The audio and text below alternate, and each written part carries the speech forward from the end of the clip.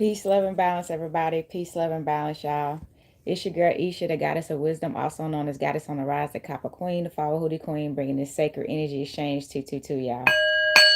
All right, so happy Friday, y'all. It's Venus Day, also known as Bernice Day, and it is the day associated with love. Okay, the day associated with love, and y'all know it's Pisces season, and I know y'all been feeling this watery energy. And if you follow me on social media, I really do my best to keep us up to date on planetary shifts. So right now we are in Mercury retrograde.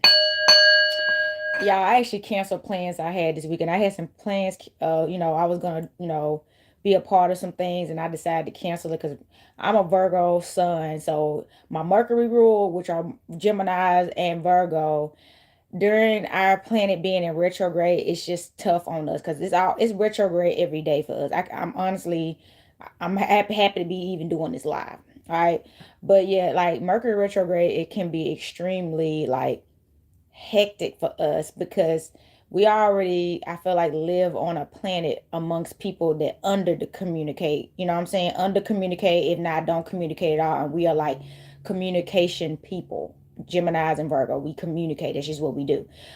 Some of us sometimes we have problems with communication for different reasons, but if we master our signs, we're like communicators big time. We'd be the best.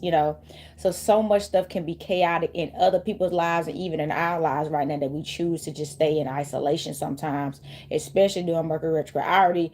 Before Mercury retrograde hit, it was already stuff happening. People having car accidents, or I've been having some unwanted people reaching out to me kind of stuff, and it's like, well, don't start coming bother me, leave me alone, you've been gone, stay gone, you know what I mean? Stuff like that starts happening. So I am going to be doing the Pisces season and Mercury retrograde reading very soon, but I wanted to get this one out the way. I titled this Returning to Your Roots Part 3. It's the last part because I finally finished the book, so I had to put it in 3 different parts. It was 22 chapters in this book and an epilogue, and it was an introduction as well. So that was a lot. And that was the book that we've been reading, Trail of Tears. The rise and fall of the Cherokee Nation, okay? Trail of Tears. Now, y'all, I told y'all this book pretty much broke my brain. Like the way the author writes is completely boring. And that's when the best knowledge you get from books is the books that are completely boring. So I personally think, because this book was written back in like, I think it's 80s or something like that, the early 80s, 1988. So I personally think that they write books like this like that on purpose because they know the average attention span of Americans is very low. You know what I'm saying? And intelligence levels, some people are still illiterate today, so they know they're never going to read this, but I did. It took me longer than I normally would take to read a book that I'm actually enjoying because it was that boring. All right, but it was boring, full of information that I needed, and I got it, and I'm going to tell y'all about it because I know if you can get through this boring a book that's full of great information that we need to know about, I applaud you. Okay, because I was bored. I'm a Virgo, and I you know what I'm saying, I was bored. Because they were stringing the English. Like, you got to think the English language, which we were forced to learn, is so broad that they are the only language that has 50 words that mean the same thing to throw you off. So somebody could just simply say yes or no, but they're gonna say another word that they know you don't know what that is. That's how complicated the English language is. So that is the book that we're going to be basing this live off today, The Trail of Tears, as well as They Came Before Columbus. This book is going to be referencing some stuff information I'm going to give y'all started off, okay? So look, and remember, this is the book, They Came Before Columbus. So thank you so much. So I'm going to ring this bell and send this energy back to spirit. Excuse me, call in the spirit. Earth, air, fire, water, spirits of the universe, most high, higher self, and spirit guides of balanced light, ancestors known and unknown of balanced light. Please come into this space and provide us a divine message for the Returning to Your Roots live, okay?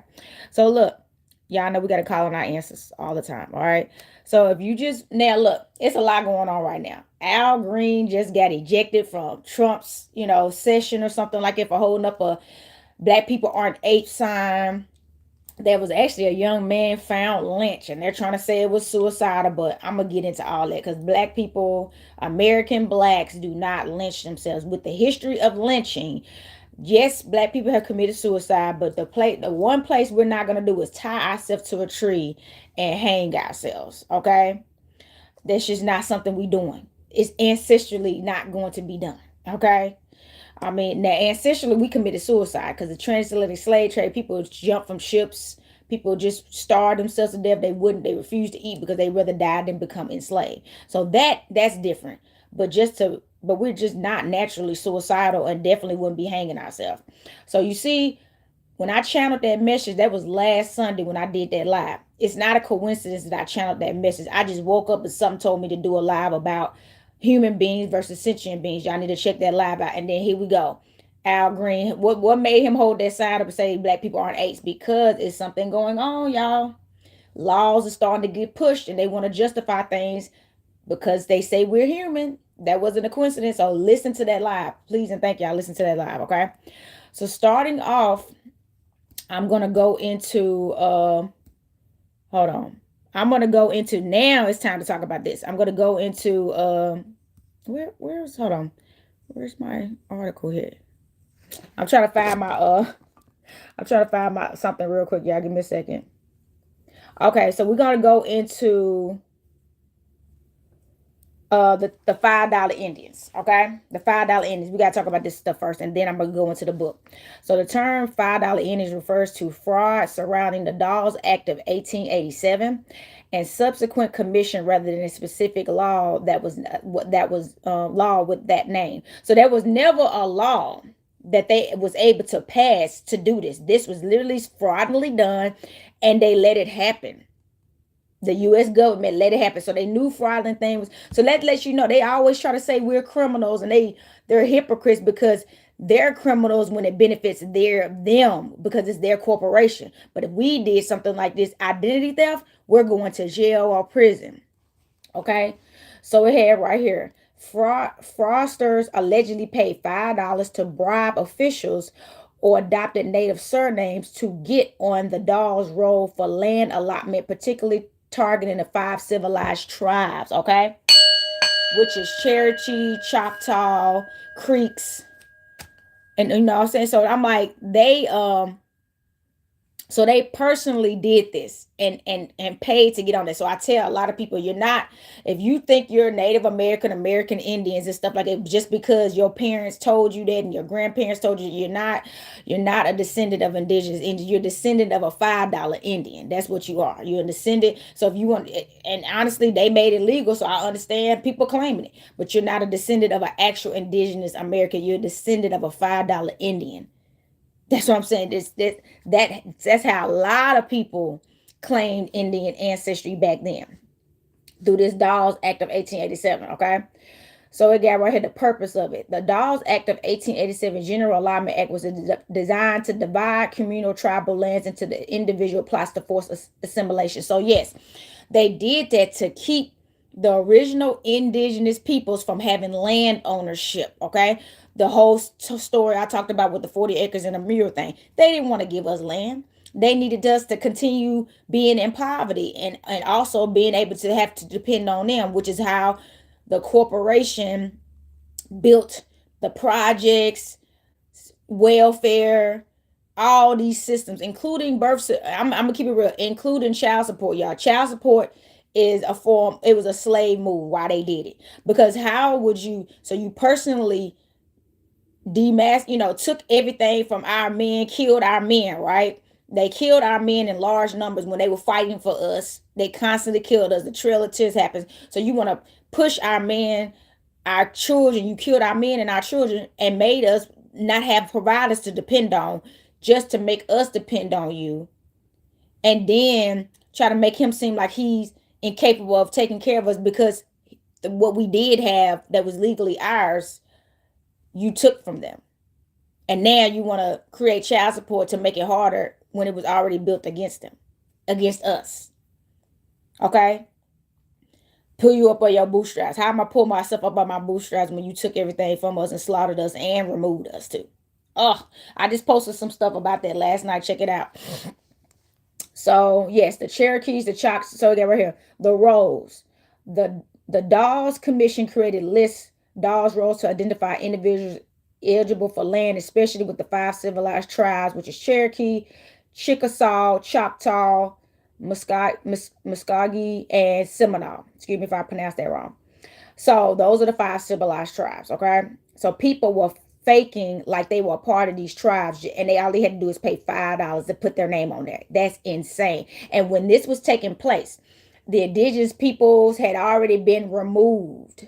That's why they had to get us out of here. Oh, that's why the Trail of Tears happened, because they already had another plan. We're taking their rights now that we own this bee, now that we conquered them and colonized them.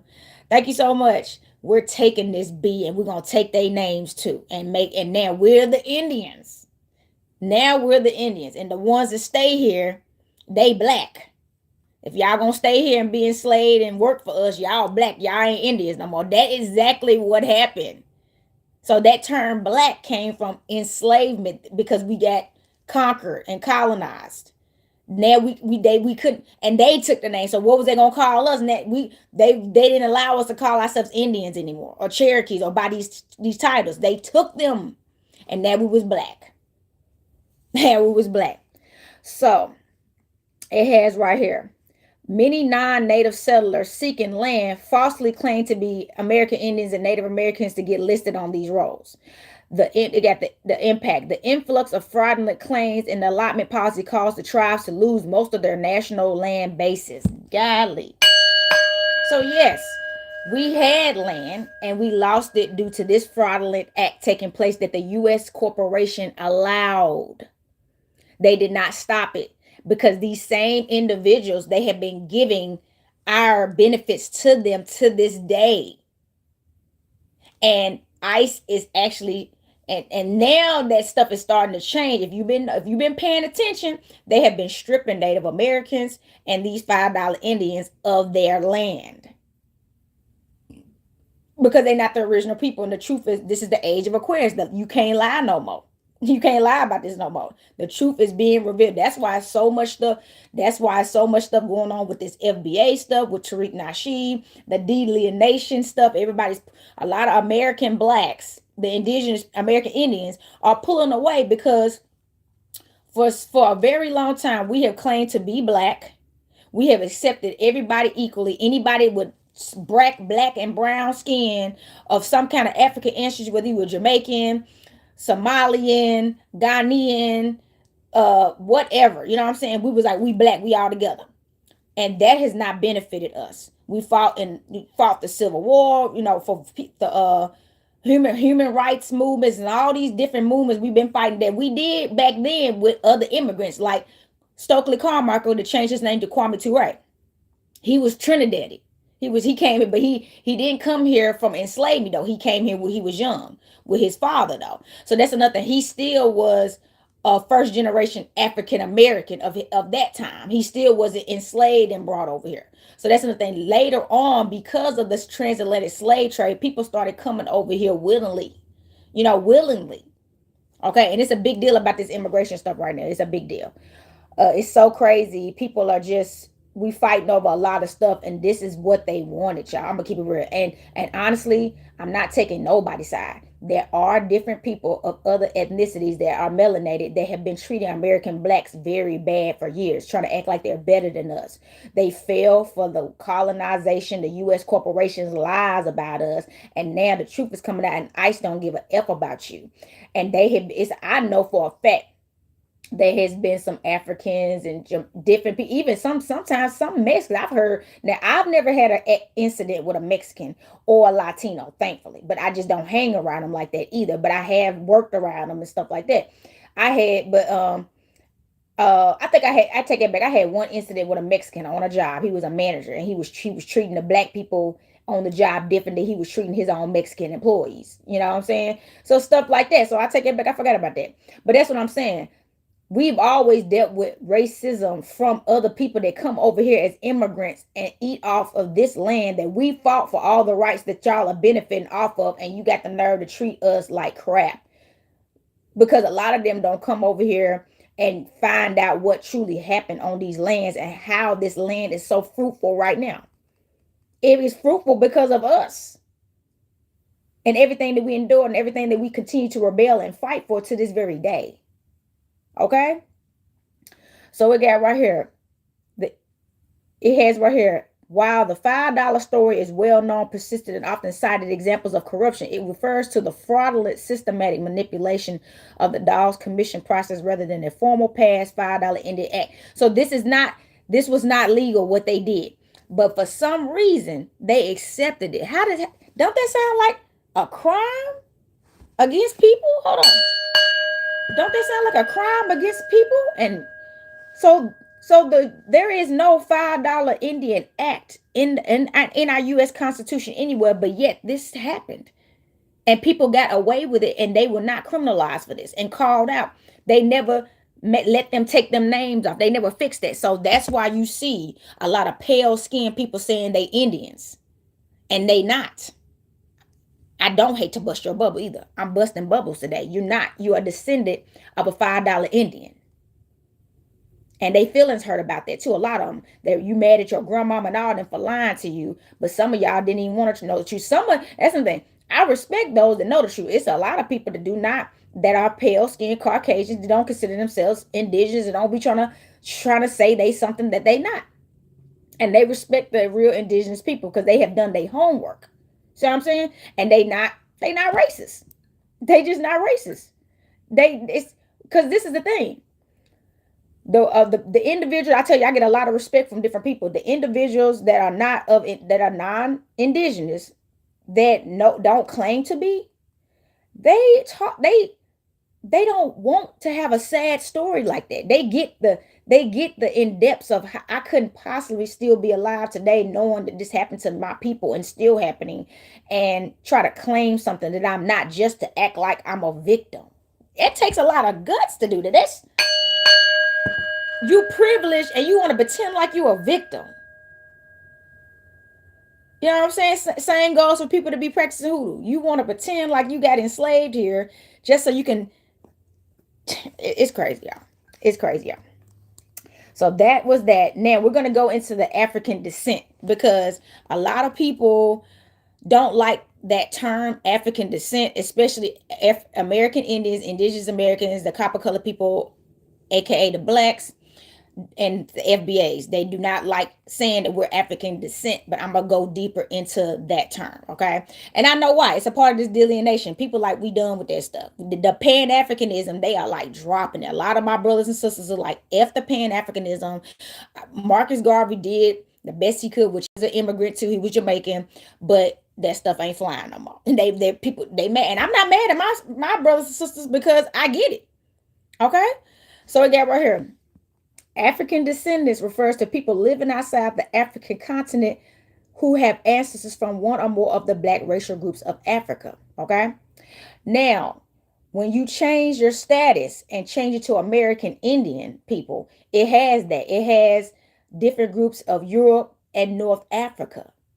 As when you select white too, you have to select American Indian, and you do select white. So that's what white really was. It was a part of European, North Africa, and there's a couple of other things they have on there too. But so they're letting you, it doesn't mean, just like Caucasian people that's been here now forever. We know that Caucasian people came into Europe after the Moors was there, and they migrated there. Okay, so but that they still descendants of Caucasian Europeans, just like we're descendants of melanated European Moors. You know what I'm saying? The Black Madonna is all over Europe, okay? Because the Moors was ruling over there. So it has right here, primarily it identifies individuals such as African Americans, Afro-Caribbeans, or Afro-Latino Americans whose ancestry is linked to the transatlantic slave trade. The term emphasizes heritage, identity, and the global diaspora. So yes, and remember, they've been calling us African American. Rest in peace to Jesse Jackson. He's the one that got us reclassified as African American, which at this point, I don't know if that was him not knowing any better or him doing the best that he did know. I feel like it's a little bit of both. Or because I would never think he would deliberately strip us of our real identities to do that. But I do know this. He knows the truth. The transatlantic slave trade did happen here, and different people of African descent did get brought over here, and they are considered real American Indians. Okay, but let's just talk about this. We know that over those years, with them being here, we did mate with people from African ancestry. So a lot of us, some of us do got some African blood in us from that. Cause there's people to do. I know somebody right now. He Jamaican, and his ex-wife is Ghanaian, and he just had a, he got a new wife, and she's Jamaican. So we've been breeding with each other and mixing our blood lineages for a long time. That's nothing new. So you don't. So it did happen during that time because we was in survival mode. Let's ring the bell. We was in survival mode. The middle pass, the first and second middle passes had been taking place, so we was all dealing with the same thing. So we just came together. And I do feel like a lot of our brothers and sisters have forgot about that. They done got sold out on this US dollars and got a little fame and got over here, got their green card and all that. And they like F the Americans now. Like you don't remember where we came from because they like F that stuff now. They're done with that story. They don't, matter of fact, that's why they don't teach black history anymore in schools, stuff like this. So they like F all that. I got money now. I'm good. All this stuff over with now, right? But here we come, Ice. Ice like psych. Ice like psych. All right. They never forget these things, y'all. So here we go. It describes people with African ancestry, often used in contrast to people born on the continent or as a way to describe black population globally. So yes, the term was used to describe black people globally. That's what I mean, which is because stuff like the Haitian Revolutionary War that happened when there was Caribbeans, Africans, and everybody getting sent to that island. You know what I'm saying? Dominican Republic, all that stuff. And it has right here. It frequently refers to descendants of enslaved Africans, particularly in the Americas. Here we go. Who faced and continue to face systematic social and economic marginalization. So yes, y'all, we did. So the enslaved Africans in the America is that this is why they say that this is another connection. So it's such a broad meaning. So just because somebody excuse me, y'all, just because somebody say they're African descent doesn't mean they're saying they African. Because I'm not African. I've never been to Africa. I don't know any African languages. I mean, I know a little couple of words here and there kind of thing, but I don't know any African languages. I'm not from Africa, and I've actually never even been on the land. I've never took a trip to Africa either, and I don't have no ancestors that I know of that I've been able to trace back to and say this person is an auntie of mine, is Nigerian, a great auntie or a great uncle. I don't have any of that. I'm an American. Okay, so it has right here. Um, it encompasses millions of people, including those in the Caribbean, South America, and elsewhere who may not directly identify as African but acknowledge their African ancestors. Exactly. So once again, back to the status change when you check American, Indian, and white. South America, Brazil is in South America, and we know the slave trade happened there, and they got brought here to America. Some of them too. They actually sent some when the slavery got abolished. They actually sent some slaves back to Brazil because that's where they came from. So some people actually got sent back home in some of these situations, and some didn't. So Brazil, South America, is still a part of America. They recognize their African ancestry even though they're from Brazil. See what I'm saying? So that was just all it said. Connecting us to Mother Africa, okay? The diaspora, all right? While some people may use the term to feel connected to the African roots, others may prefer different terms like black or specific nationalities, which is what's happening now. People like, nope, I'm black and I'm FBA now. That's why I just say I'm not FBA, but I'm indigenous. I'm an American. I tell people that I'm indigenous. I'm like that too. I'm Cherokee. I'm indigenous. I'm American. Those are my titles.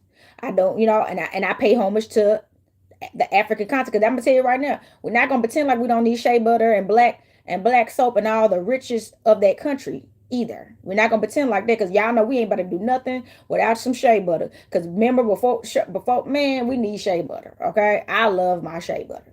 We don't have trees here that do that. So we are going to just cut off Africa over a large group of people. Because there's people over in Africa that they've never been to America either. And they don't have no problems with Americans. Because a lot of us are buying things from them and getting them shipped to America. It's a business. So we don't need to be getting beef. It's, you know what I'm saying? Make peace with who you can make peace with, and then the people that's trying to cause chaos, stay away from them. But don't stereotype everybody and cut everybody off and put everybody in one box. That's what keeps happening to us as what we call the Black Americans.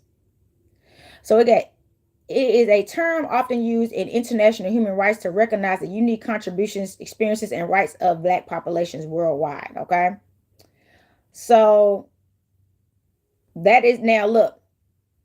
And people are getting away from that now. Now this article, I posted it on here and I actually tagged it so y'all can go read it yourself. And it's a quick article. That's what I liked about it. It says historians say first Americans were Black Indians of African descent.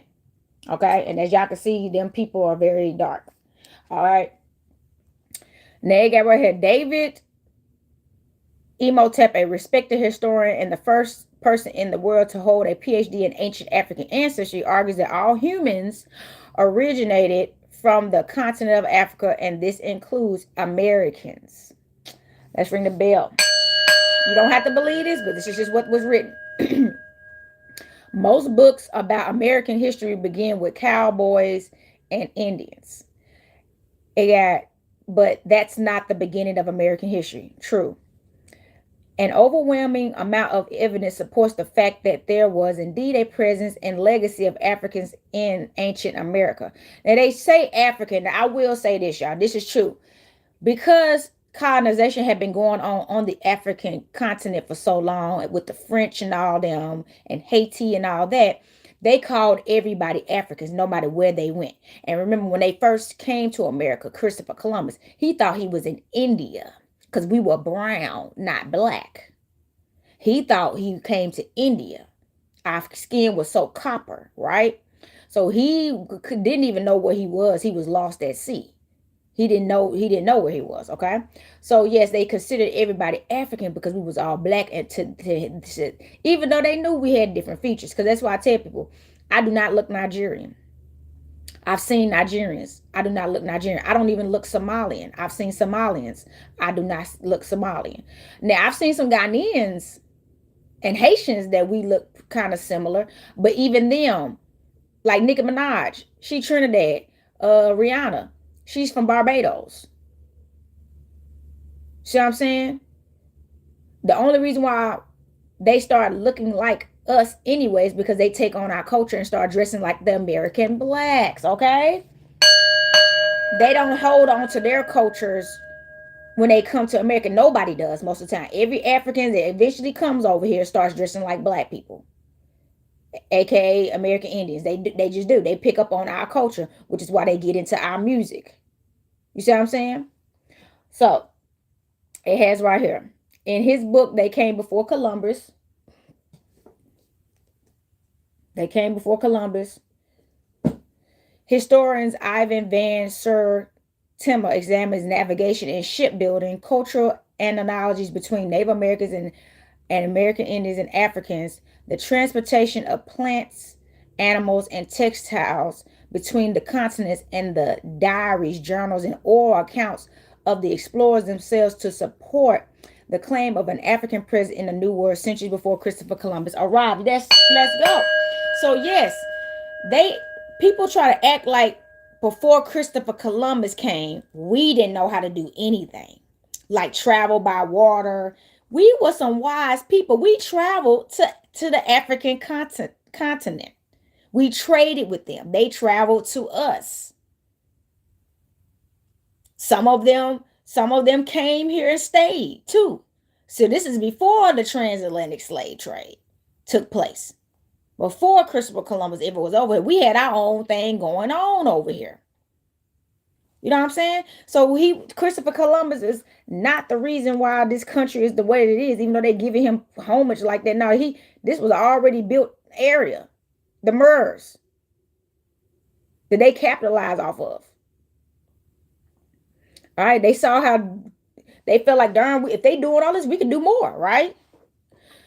So, several other historical accounts support this claim. For example, the launching of the great ships of Mali in 1310, 200 master boats, and 200 supply boats, the sea expedition of the Mandingo King of 1311, and many others.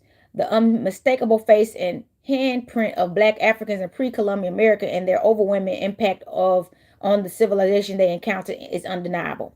So yes, we was already doing trading with people, with our brothers and sisters in other areas. We used to. That's what before they bothered us. We got along just fine. It got in the first American, in the first, in the first Americans were African. Dr. Imhotep also makes the same passionate and comprehension case for a radical rewrite of Orthodox history. He says that by examining the scientific and geological evidence, it can easily be determined that people of African descent were in America before the Vikings or Columbus. Yes. And this includes both North America and South America. Yes. So remember, I tell you, people in Brazil still connect to their African ancestors. So it wasn't even necessarily people from Africa. It was people that was from South America as well as North America that were over here. People from Brazil was over here. You see what I'm saying? In fact, there is a picture that can be seen today at the National Museum of London that was taken by the crews of the HMS Challenger expedition 1872 through 1876 AD at the most southern region of South America at a place known today as Terra de Fuego. And this picture is a colorful display of African explorers. So yes, they didn't teach us how to travel. We've been traveling. Matter of fact, they stopped our exploring, coming over here, bothering us. And you heard what they said about the Vikings. Because there's a lot of talk about these Vikings, like even ruin stones. They were trying to say ruin stones. Ruin stones came from us. Bones, ruin stones, all that stuff came from us. They were adopted by Vikings. Okay? And you heard that. Where'd they go again? Yeah, it got right here. It can easily be determined that people of African descent were in America before the Vikings or Columbus. Yes, so that's another. All these divination practices that are being used today were originally indigenous practices that, since they came to be $5 Indians now, they took our cultures and justified practicing things that they are not supposed to be practicing, that was never originally their heritage. That's another thing. It wasn't their heritage. Okay. So I didn't look. Now this is gonna be a lot. I didn't want to split this up. I had to talk about that first. I've been talking for 30 minutes. I didn't think it was gonna be that long. And now we about to get into the rest of this book. Okay, let's ring the bell. Now I do get a page and a half of information, but that was the last parts of the book. Because I said I'm not, so if we go an hour or a little over an hour, I'm okay with that for this last one, okay? So look, now that we done talked about all that, okay? We done talked about all that, the $5 Indians and what's going on right now. All this relates to what's happening right now, especially the ICE situation. And I know everybody is tore up to the floor up about this stuff. But all this is a karmic cycle taking place currently about what happened in American lands with indigenous peoples that was here doing our thing well before any immigrants came over here illegally or legally through the U.S. corporation, however they did it. So this right here, guys, the whites have been feeling on nerve, unable to shake the fear and apprehension, afraid of full bloods, recalling the horror stories of Indians as savages. Okay, so right now there is a lot of people that are non-indigenous that are afraid. They've always been afraid. That's why they justify killing us. They've always been afraid that one day, because that's something, they've been afraid because we have had so many revolts and rebellions, even here. We're gonna talk about some of them. We've had several revolts. We've had revolts here. Nat Turner, the New Orleans battle that President General Jackson, Andrew Jackson himself fought in, the Civil War. So they know we are fighters at heart, and we will stand up. Okay, we'll stand up. People like we've had so many. We escaped slavery in so many ways, became free. Harriet Tubman, stuff like that. So they've been so scared that we will one day do to them what they did to us.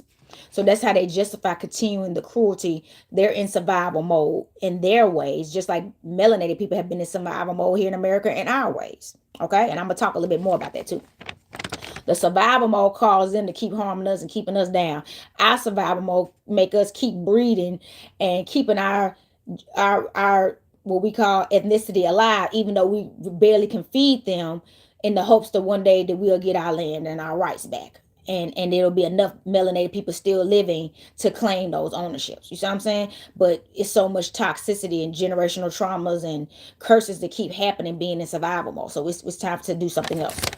So it got it right here. It got the half-starving Creeks, their land infected by white settlers, their meager lost year crops stolen by whites were in no move for paying anybody anything for their reimbursement. So yes, even though they know people stole from us, that's nothing. Even after they did all they did, they started stealing our crops. So this is back then before we started working for them and stuff like that and being sharecroppers for them. We was just trying to get back on our feet and just eat. They were stealing our food. Stealing food. So they remember when New Orleans happened and that bad Hurricane Katrina happened, and they was every time something like that happened, they say people are looting. They been the first looters, man. Let's ring the bell. They the first looters. Stealing stuff. They the first thieves. Okay? All right? And they have the nerve to do this, and they still don't want to reimburse us. Even though the French, everybody, the French, the Jewish people, everybody got plenty of people have gotten reparations and reimbursements for what happened, but American Indians. But that's all about to change. So it has right here. Tempers flared up. One Indian stabbed a member from the council, tied him to a tree, stabbed him to death, and left his body hanging from a tree. God dang, okay? So that's another thing, y'all. They be trying to act like lynching was like actually a white man's sport, a colonizer sport. No, lynching actually started with American Indians. We lynched people from trees. And then they started copying us. They seen that's something. Every time we did something, they would pick it up and start doing it back to us. So actually, American Indians started lynching white colonizers on trees and stabbing them to death. That happened. He stabbed the councilman. He was so pissed. Like, so you telling me you're gonna do all this to our people, and you think you ain't about to pay us too? Ooh. He was like, okay, and he snapped. All right. It got the Creeks were being cruelly treated, their systems torn apart by white intrusion and the preparation for removal. So they was preparing for them to move and treating them terribly. Still, so that they was moving them off the land, but while they was forcing them off the land, they was stealing from them. Just being unfair, just hostile. Again, hostilities between Indians and whites broke.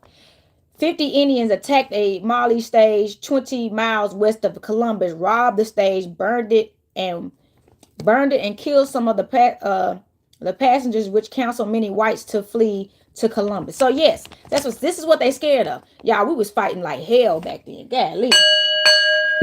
They used to raid stuff. Y'all remember Wednesday Addams?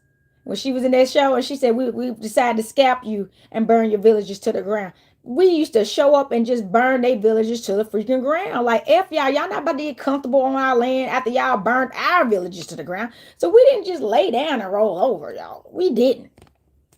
We did not just lay down and roll over. And they fled after this. They fled to Columbus.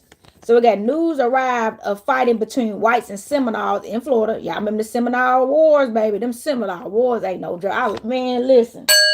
I'm going to get down there one day. But look, them Seminole Wars is something else, y'all. But they got the Seminoles in Florida as the Indians were gathered up. Rumors of wars increased. Okay, rumors of wars increased. It got the red man must soon leave. Reports continue to alarm alert. A company of volunteer whites attacked Lucapasco, chased the Creeks into the marsh and burned the town. So yes, another thing, they were attacking back. Yes, they was attacking back. It was just that's what I said. We were fighting and people keep dying. It was terrible. So they be trying to make it seem like the American Indian store was us just laying down. We got enslaved and that was it. No, baby, it didn't happen like that. We died and we fought. All right, we fought and died. That's what originally the RBG, the red, black, and green flag was really about. The blood the melanin people shed on this land. And I do still respect the reasons behind the Marcus Garvey flag, but I just feel like we don't get too far away from that. We don't forget money and sex and hookup culture and drugs and alcohol and this fake life that is got people confused. But ICE woke y'all up. Unfortunately, ICE woke y'all up. So we got her there on July 14th. They got her on July 14th. Creeks, including 800 warriors who were now unchained, were ordered onto riverboats for the voyage south to New Orleans. Here we go. So they kept shipping. They shipped a bunch of creeks to New Orleans. So let me explain something to y'all. It's a real big indigenous ancestry in New Orleans because they kept shipping everybody to New Orleans because that's where they was bringing most of the French enslaved people from over in New Orleans. So a lot of us got you got to remember the Middle Passage, first and second Middle Passage. The first Middle Passage was when they brought enslaved Africans over here. The second Middle Passage is when they was shipping enslaved indigenous peoples all over the place. So they was taking somebody from Tennessee, a Cherokee from Tennessee, sending them to New Orleans. In this case, they was and then there was some creeks in Tennessee. So in this instance, these were creeks, and they were sending them to New Orleans. It got the north. It got the two river boats for the voyage south to New Orleans, then north up to Mississippi, to the Little Rock, Arkansas on the steamboats, Lamps, Lighter, Majestic, and Revenue. So yeah, they were said 1 minute they shipping them to New Orleans, next minute they shipping them to Mississippi, then they shipping them to Arkansas, Little Rock. And there's a lot. I know a sister here in Nashville, Tennessee. Now she lives here, and she's actually shot with me, and she's from Arkansas, and she identifies as an indigenous woman. So that's what I'm saying. They kept shipping us all over the place, all over the U.S. Yes, taking us further and further away from our actual tribe. So they took you so far away from your mama, your daddy, your cousin, and now you surrounded with a group of enslaved Africans that you don't know, and then some other indigenous people from other areas that you didn't know. You see what I'm saying? Or you may know. You know what I mean? So we got right here, when reports about the Creeks experience reached the Cherokees, they no longer doubted that force would be used to fulfill President Jackson's will. Oh, and I just posted about his BA today. Last night, I couldn't even wait. I posted it last night. His BA is he was a disgrace to this land. I don't care what nobody said. He said we was a disgrace, and he was a disgrace. Okay? So they knew, the Cherokees heard about what was happening with the Creeks, and they was like, oh yeah, they really about to try to push us out of here. So it got right here, they remain firm and set against going. So they was like, we remain firm that we ain't leaving. We ain't going no effing where. You ain't getting us out of here. Okay. It got on November 7th in Tennessee. It's 1825 in Tennessee. An American editor. Ooh, y'all, this is about to get good. This is my favorite part. Listen up to this. On November 7th, 1825 in Tennessee, an American editor returned from Europe here to gather materials for a magazine he planned to publish in London. Okay, mister. He got right here. Okay, in London, was rudely threatened, and okay, right here. He was rudely threatened and illegally arrested. So they was like, who is this MF for coming over here talking about some magazine he about to do in London? What? Man, they were like, who are you? They didn't like outsiders coming around, and they didn't care if you was white or Caucasian. They didn't care if you was whatever. They was like, who are you and why are you on this land? And what are you coming over here doing with your little magazine? So we got right here. They arrested this man. Okay, okay, I gotta go back to where I was. Okay, he carried Cherokee documents in his possession, and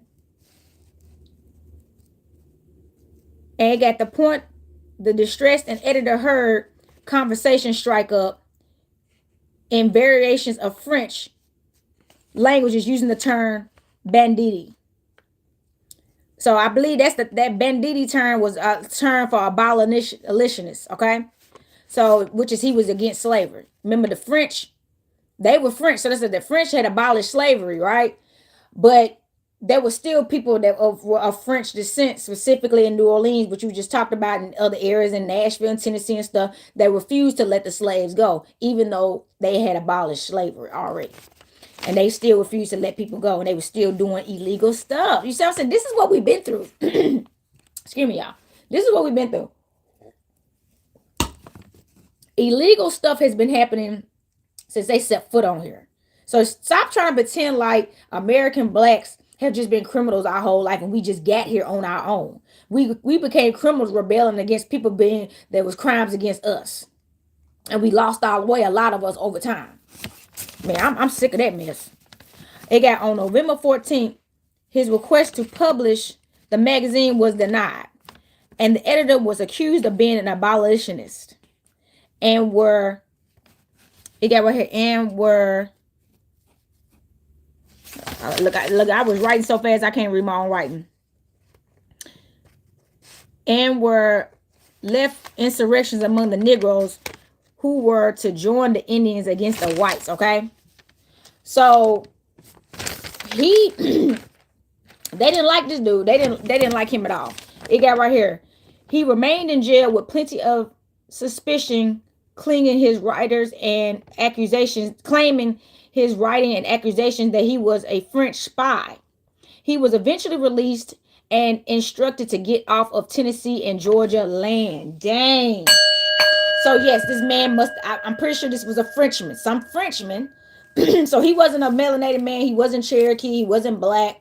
This is a French man coming because he was an abolitionist. That's what I'm saying. So that's what I mean by all.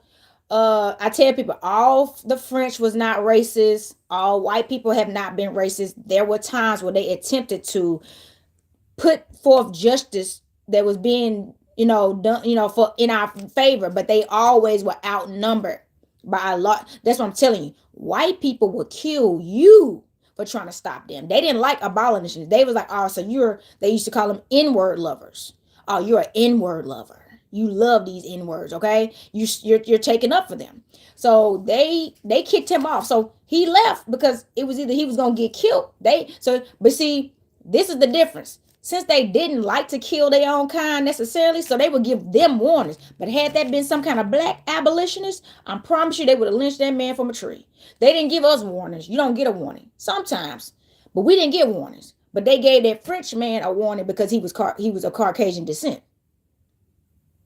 And they were French. Remember, he understood the language they were speaking. He came from Europe, but he was French. So they've attempted to help us. I tell you, I'm gonna give props where it's due. But look at how he was outnumbered though. He couldn't come and who was going to help? Even the people that were supporting him, nobody was gonna come over there and help him and free all them people. Which is what happened, which is why the Civil War eventually happened. And if y'all need to look at that movie, The Sweet State of is it called The Sweet State of Jones? Something like that. The Confederacy versus the Union War and all that stuff, okay? So here we go, Mr. President effing Jackson. He is the worst thing ever, y'all. Okay. I'm gonna make sure. So President Jackson removal act caused severe mistreatment of Cherokees. Reported incidents of torture was mainly in Georgia, Tennessee, and Alabama. Y'all, these areas, we got treated the worst. Again, most full-blooded Cherokees viewed all Christianity, all denominations as the white man's religion. Yes, we did. It got some native preachers that had been trained were against Indian enslavement of any kind and spoke out in plain words about the evils of black enslavement. Okay, so yes, they was against this. So it got natives, some native preachers. So remember, Native Americans took on Christianity, but really before a lot of the full bloods did. The Cherokees did. They went ahead and went on with it. The full bloods, us We was like, F this is y'all religion. This, if y'all religion told them, if y'all God told y'all to do this to us, that is no God of mine, baby. Ooh, exactly. No God of mine would ever tell you to send such a pain to my life, to destroy my family, my children, my wife, my my grandmother. No, this is not our God. Okay, right here. One of the first orders to the Cherokees was to surrender all guns. So they told them, surrender all your guns. And honestly, y'all, that's why in places like New York and DC, it's illegal to own weapons there. These are still laws that they uphold. They have to de-arm us to maintain power and control and inferior. All right. So they did not comply. An order was put out to remove the guns and bring them in. They have 2 years from the date, 1836, of Senate to go peacefully. Otherwise, they'll go by force. God dang. Okay. Oh, whoa. So they're like, we'll give you a couple of years. We'll give you about 2 years to get the F out of here, or we're going to make you move. Y'all, god darn, that sounds like a game to me. Okay. One of the two commissioners had to take a fellow member to stop. Okay, hold on. Listen to this. One of the two commissioners had to ask a fellow member to stop feeding hundreds of Cherokees and billing the government for costs. So look, so that's another thing. One of the council members, he knew this wasn't right, so he was secretly feeding the American Indians, the Cherokees, and then charging it to the U.S. corporation because it was our money anyway. All the gold that they dug up and stole, that was ours. You stole everything to become enriched. So he was like, I'm not. So you know what? I'm going to tell you right now. It's ringing a bell. Right here, right now, for those ancestors that were outnumbered by their own living relatives and people and was doing their best to do the right thing without losing their life, I really do give you gratitude, because some of them people are ancestors too now, y'all. But their spirit is still here. They hated what was happening. How would you feel if your dad was Andrew Jackson, right? Just imagine, because remember, Andrew Jackson passed this law to begin with. So how would you feel if your father was Andrew Jackson, right? And you're like, Dad, no, we can't do this to these people. And he's like, shut up, boy. This is what's done. This is what's feeding you. This is why we got this. So you better be grateful. That's traumatizing. Just think about, okay, Monsters Ball with Halle Berry and that guy in there. And remember, his father was a very old racist. You know that dude was a Confederate soldier or something. But he was racist in the movie. He kept teaching his son racism. And then his son, when Yasin Bey, also known as Mo Def, when Yasin Bey, their sons was playing together, he came over there and shot that gun in the air, told them to get off the land because his dad told him to. He didn't really care. That's why he didn't want to hurt them kids. He was still under his father's control as a grown old man. That's how indoctrinating it is. You know what I'm saying? And then his son killed himself because he was like, I'm never going to be what you want me to be. I'm not a racist man. I'm not about to treat black people, other people wrong just because granddad is a racist. And this is y'all thing.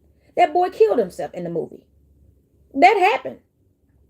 I'm about to say, it's not easy to be in a family that hates everything that you love or you're not against. And they're making, he was the definition of the black sheep of his family in that movie. He was definitely the black sheep. Because he was not racist at all. He was like, put that gun down, Dad. And remember Yasin Bey, aka Mos Def, said, next time you want to play cowboy, I'll be at home. He was like, next time you want to play cowboy, I'm in the house. But don't be doing this to my kids. That was what a real man did. That's what I'm saying. That was a cowboy. That's that cowboy energy. So we got right here. The Indians coming to see the two commissioners often camped alongside the road and waited intently for an audience. They were often given alcohol to soak their pain. Okay. Oh, okay, to soothe their pain. Okay, look. Thank you so much. Thank you so much. And again, right here, they were often given alcohol to soothe their pain. So listen to me, y'all. The reason why they give us alcohol, this is how they got us to be drunks. So they started drowning us in alcohol, giving us alcohol, and that's why you see poor people now, and the first thing they doing is drinking, right? We got to stop drinking. They use drinking to keep us down. We was drowning ourselves in our sorrows and miserable, so they got us hooked on alcohol. They're the reason why a lot of melanated people became alcoholics in America Pacific. They push alcohol dangerously. So we got right here, when Indians became drunk, there were quarrels, prone to get into scuffles and fight. Oh, and what happens now? Drunk off that alcohol. Drunk off that alcohol. All them songs back in the day where they fight. It's a fight in the club. That became our culture, y'all. Listen to me now. And I ain't gonna lie, because I love me some 8-Ball. I'm not gonna front. I'm not being a hypocrite. You don't want no drama. Okay? That's my song. Like, and it's bad because he like bust her in the head, smack up, jump in the club. So I'm saying that song was terrible. That used to be my shit though. It still is, but I'm not gonna do that though. So those songs started getting promoted from alcohol. That's what eventually we have migrated to. Learning how to have pain became our culture. So I'm saying pain became our culture, and that's how we created this culture that we in right now. All right. It got right here.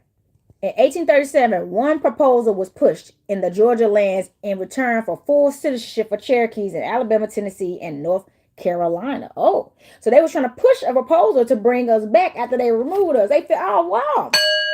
Why is that? So somebody tried to push this. Somebody did this. They said they pushed a proposal, and this happened in 1837 for Georgia land, in the Georgia land. Remember, Georgia was still a part of Cherokee territory, to return the full citizenships of Cherokees in Alabama and Tennessee and North Carolina. It got that offer never came. The offer never came to fruition. So they never approved it. Somebody tried to pass it and it never got approved. It didn't say who tried to get this done either. It just said it. But it never got approved. Let me go back to where I was at. Listen to this part. The full purebloods had red and blue cotton handkerchiefs folded on their heads in the manner of turbans. So that is why you see Moors, the people that identify like Moors, like me, and indigenous as an American, you see me with my turban on and my feathers, okay? Because that is something that we did back then, okay? It had right here, and the colors red and blue. Okay, this is very significant. Remember, this was never their country. We taught them our ways, and since they did the $5 Indian thing, they were taking our ways. So they made us become like them, so they could become like us. So they still kept copying us. So they made their flag red and green. It's white, red, and green. Excuse me, red, blue, and white, right? Red, white, and blue. That's why their flags are that color, because they was copying us. Okay? They were copying us. So it got the voices of the Cherokees were heard in the quiet forest, singing in hymns, reading out verses translated from the English language of the New Testament in Cherokee tongue. Man, this is that hoodoo right here. So we were singing in Cherokee tongue the Bible, pretty much, hymns, while we was traveling. Probably singing in tongue, yea, though I walk through the valley of the shadow, I will feel no evil. See what I'm saying? So, y'all, this is getting deep. Hold on, it's getting deep. So, look, it got right here.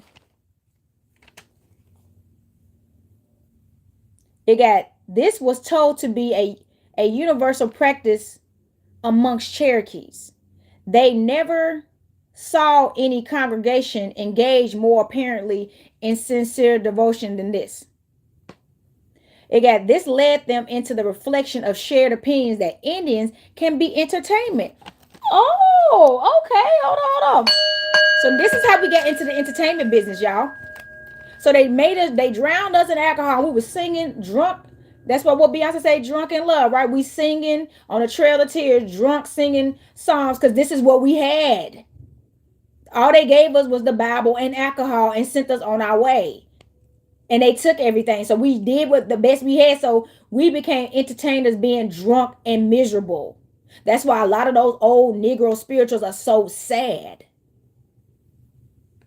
And they called it entertainment. So what did Kevin Hart say? Laugh at my pain. They were entertained by our pain. And they made it some form of art for them. So that's why they promote pain in our music now highly and put it on us and had us destroying each other with our own music for each other. My gosh. Oh my God. So it has right here. So they proposed they could have a whole Indian nation who abandoned the pagan practices. Hold on. You hear this? It got right here. They proposed they could have a whole Indian nation who abandoned their pagan practices of their ancestors, adopted the Christian religion, with books printed in their own languages, submit to our government, build houses and temples of worship, rely upon the support of our agriculture, reproduce men and women of great abilities to be led over and willing ability to obey. Yeah, okay, come on. It got women, okay. Reproduce men and women of great abilities to be ruled over and willing ability to obey. Oh my God. So look, ain't that what they did? Ain't that what's happening now? Now we entertaining them. We built all these churches, and everybody know they say that around the world, the black church is the best church. This is why this is Music City, because of the Fish Jubilee singers. So we're the best entertainers. Let's just keep it real. We have been the best entertainers. And they use that and weaponize it. That's why I'm gonna be honest, y'all. I could be a singer right now, but I'm not entertaining. This ain't funny no more. It was never funny. But I don't want to entertain people. I said I could sing on my own. I could sing with my people and just be singing. But I'm like, I don't want to be an entertainer because of what it stems from. It stemmed from enslavement. So they could keep us under control and make money off us. Because remember, they said depend on their agriculture, build houses and temples of worship that rely upon the support of their agriculture. So all these churches they had built and made us worship in these churches and be obedient. They just supported a good old slave system. They supported a good old slave system, y'all. Look, we almost done actually. That's why I say I may go over an hour, but this is the reading. So let's get to this part right here too, y'all. Now, it got right here. This is the wrap up. The Tennessee rivers were crossed with Cherokees and blacks journeying to Mimickville and thence to Nashville. After the crossing, they traveled a long journey, eventually moving through South Missouri by way of Springfield, and from there to Cherokee land and what would in time become Oklahoma. So y'all remember the Tulsa, Oklahoma bombings. So the same people that was on the Trail of Tears that traveled through these areas ended up in Oklahoma. So I do feel like I got some ancestors in Oklahoma that we just don't know. We're not even in touch with them because we lost. That's what I'm saying. We lost touch. They broke our families up. So we got family members that we never seen again due to the Trail of Tears and everybody going to different areas and directions. So I know I got some descendants, I feel like, in Oklahoma. I do. I don't feel like everybody from my bloodline stayed because we got separated anyway. Remember the Middle Passage happened. You know what I'm saying? So we got right here. Thank the shamans. Thank Jesus. Thank the magic cast by the black witch doctors. So they were thinking. So remember a lot of them became Christians at that time. So they were still holding on to their spiritual practice, but they did adapt Jesus. They adapted Jesus. Okay, they did. So they was like, thank Jesus, thank our brothers and sisters because they made it safely. So these are the people that finally made it during the Trail of Tears to these other areas. They got destroyed later. Remember the Tulsa, Oklahoma bombers? They got. So they right here. On March 24th, the Cherokees that had left Tennessee arrived. They were the lost ones. They were the last ones on the trail, which was called the trails where we cried. Also, the trails that wept, the trail of tears. It got right here. Oh, okay. I want to read this. Look, so sometimes I put a little note here to read something on page 358 because it was one of the things I didn't want to write all that down. Okay, look. So in this book, the Cherokee book, it got a full-blooded later recalled his experience on the road. So this is a full-blood explaining his experience on the Trail of Tears because he survived. Then they started recording all the survivors of the Trail of Tears. Ain't that funny? They was like, y'all, some of the Trail of Tears survivors that was told to move west or wherever, here they come. And they started making a show out of our pain. It's crazy. So we got right here. Long time we traveled on way to new land. People feel bad when they leave old nation. Women cry and made sad wails. Children cry and many men cry. It all looks sad like when friends die. But they say nothing and just put heads down and keep on go towards west. Many days pass and people die very much. This is how this Indian was talking. Because they talk English and that they used to say we didn't know how to talk. We was talking the best we could from this language that was forced upon us. Okay, so it has right here. The journey went as planned down the Tennessee River through all the once Cherokee land, past white plantations. Andrew Jackson had been a slave trader as well as land trader in his days in Tennessee. Jackson had race horses, indeed, the fastest horses in Tennessee, fastest in America. So a lot of people get their horses from Tennessee, y'all. People don't know that. It's a lot of people because we was known to have the best horses in America. Okay, so and that's because they was trained by us. The wild horse, baby. Why y'all think they always have all these bars called the wild horse and all that stuff? All right, especially here in Nashville. Okay, so we have right here. It got some slaveholders went to Arkansas, Tennessee, and New Orleans to purchase slaves. So slavery, that's when everybody didn't leave. So this is how people started getting enslaved here. If you didn't leave, you left yourself subject to be killed or enslaved. And if you gonna stay, you're gonna comply and you're gonna become a Christian. So that's what a lot of us did too. So if you are still here in Nashville specifically, or some of these other areas, it's because somebody in your blood lineage decided to stay here and adopt the new world lifestyle. Some of them got enslaved, some of them didn't, but some of them definitely became Christians, and that's how the black church was created. Because we stayed and we adapted, and we became obedient. So it got right here. Most Cherokees were subsisting on small forms, still existing on small forms, clinging to their ancient doctrines and to the memories of the old ways. So that's what I'm saying. They still was clinging on to their indigenous stuff, but they still took on that religious space. So that's what we used to do. Which is why hoodoo and voodoo and stuff was created. And that's what D'Angelo was talking about. He said he learned about voodoo in church. So back then, our churches still used to celebrate our cultures still with the Bible. That aka the creation of hoodoo and voodoo. But over time we stopped. We just stopped doing it. We demonized our own spiritual practice all day. We just disconnected. Some people still were doing it today. That's why you see some Christians that practice hoodoo. Or you see some people that identify as Catholics, maybe that a black Catholic person that practices voodoo or something like that, because Catholicism is in voodoo. No, Louisiana voodoo. So it has right here. The people as a whole remain weighted to Cherokee lore as passed down orally in the process. So as much as they kept doing, they kept passing down their traditions to the seeds after seeds after seeds as more children were being born into this monstrous world. They were still trying to they were keeping their traditions alive. See, we stopped passing it down. I feel like, me personally, my granddaddy, my mama's father taught me about us being the Indians, but he was the last person that taught us that. So my mama wasn't teaching that stuff. So I'm saying, and he died when I was very young. So that's what I'm saying. It's we really only two generations away from when we cut off the teachings of our indigenous practices and cut it off and just fully full blown went Christian. You know what I'm saying? So we got right here. They got the Trail of Tears, or as Indians most often said, the trails where they wept, was a trail of sickness. With Indian sorcerers as doctors and African voodoo doctors too, few